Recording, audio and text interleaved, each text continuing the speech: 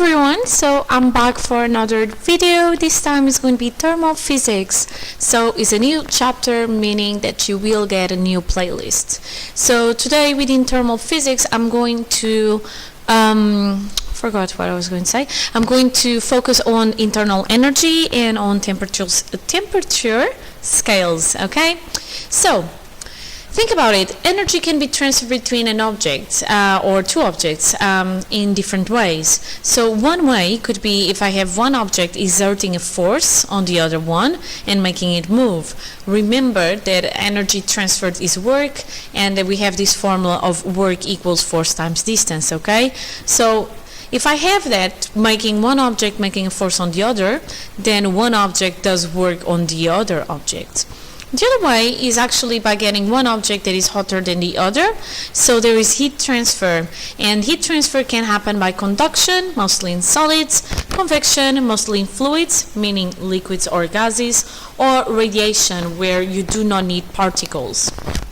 And the energy transfer happens due to the temperature difference. So these are two ways that I can transfer energy, in terms of temperature or in terms of actually, applying some work. So internal energy is going to be the energy that an object is going to have, or the energy that the molecules in the object are going to have due to their individual movements and positions. So that means that it is going to be the adding or the sum of the kinetic energy, as Ke there, and the potential energy, the Pe. I actually will have a diagram later on that explains this a little bit better. So thermal energy is the energy, the internal energy of an object, but it's only due to the temperature, okay? So internal energy, you know what it is, and I can even talk about more specifically about thermal energy. So imagine, for example, that I have the internal energy and that I'm changing it. It's not just necessarily because of temperature, which is going to make that the molecules move at a different rate, for example, and therefore changes the kinetic energy. I can also have other ways to change my internal energy. For example, if I have an iron bar that is magnetized, that's going to have more internal energy than one that is not magnetized, okay?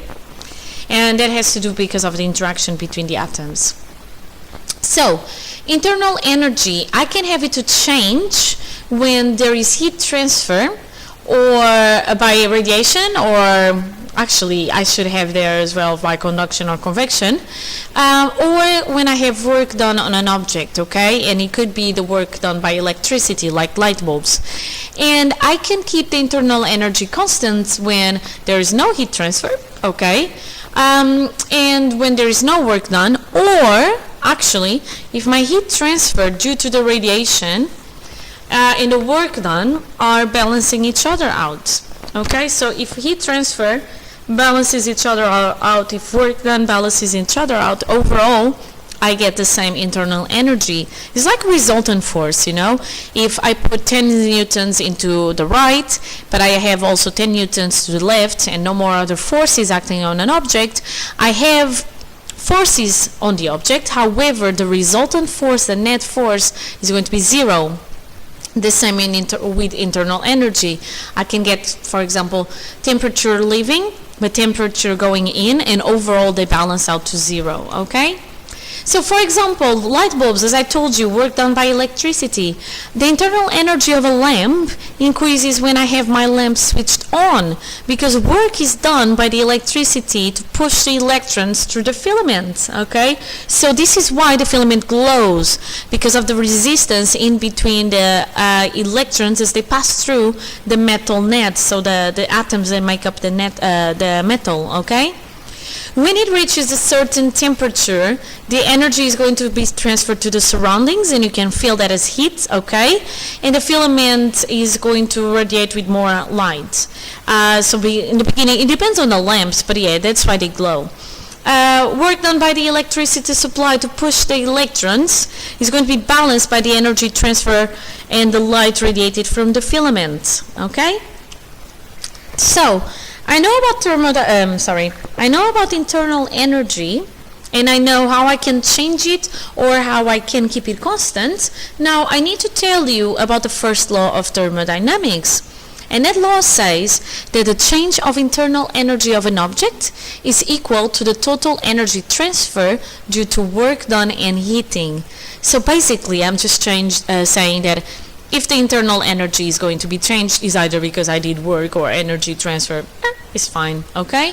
So remember, this is like, I'm not saying that these are vectors, but what I'm saying is I want you to think about these as vectors, because you need to know the direction that the energy is being transferred, so you know if energy is leaving or getting into the system, okay? So you will then know if the overall internal energy of the system is going up or down, so increasing or decreasing. Now, I'm going to tell you about the internal energy in solids, liquids, and gases. And to begin with, I'm just going to go right back to the basics. I have here a diagram in red for solids, one for the particle arrangement in liquids, and another one in gases. So in solids, the particles are quite close together, okay? They are together together by bonds, chemical bonds, and they have a 3D repetitive pattern. So anywhere you are in the solid, you see the same pattern. The particles can vibrate, but they cannot move around. Particles are always vibrating unless they are in the absolute zero. Okay, but in a solid, because of the strong bonds, they cannot flow, they cannot move around, okay? And this makes that the solid has a fixed shape and cannot flow. So in liquids, now I still have bonds, but they are not as strong as solids. So the particles are close to each other due to the weak forces of attraction, but they can move past each other, and this is why the liquids can flow. Finally, in gases, the particles are far apart, so they can move around randomly and freely, okay? And this is why gases spread all over the place and fill any container they are in, okay? And they create pressure, because remember that pressure is force over an area.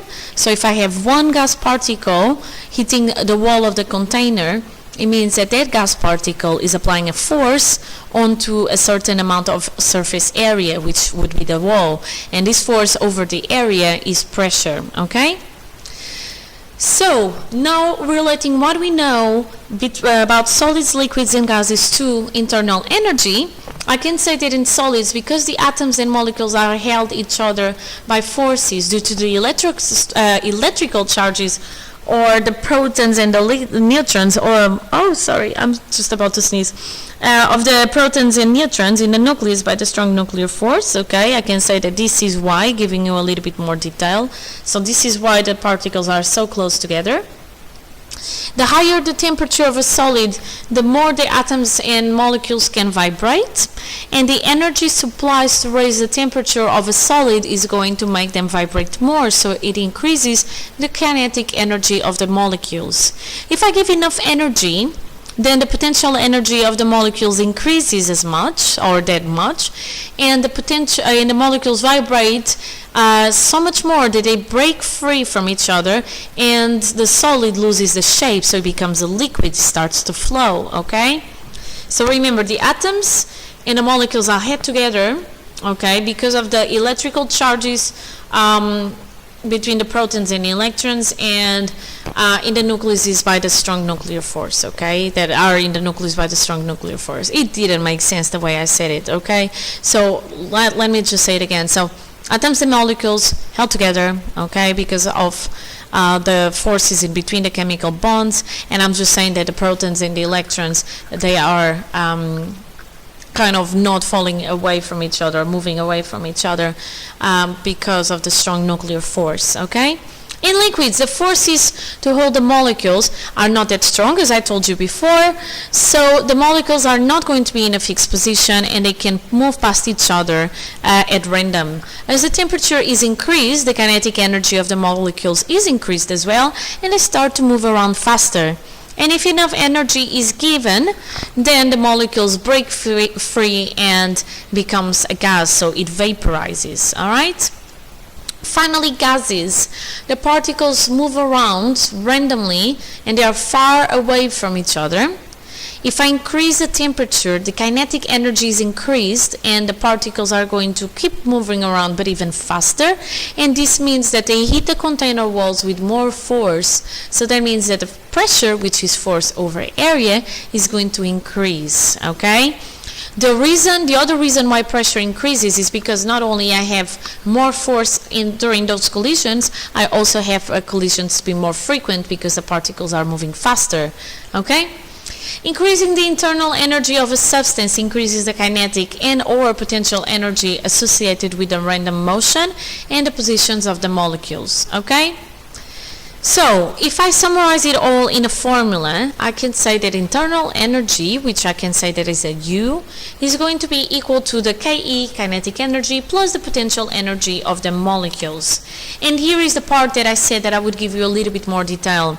So, just in case you were getting a little bit confused about me saying the kinetic energy and potential energy, here we have the kinetic energy, where you have the different movements that the particles can have, okay, and the different degrees of freedom, so they can move around, translational, rotational because they can go and spin around each other, and vibration if they just, vibrate a point, around the point.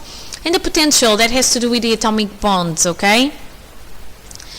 Now, I also need to tell you about temperature scales. I was actually thinking if I should do it in another video, but now that I'm here, I'm going to. So I'm going to stop it here and I'm going to make another video on temperature scales, okay? So see you in another video, which is going to be about temperature scales. That has to do with this internal energy stuff, okay? So bye, take care.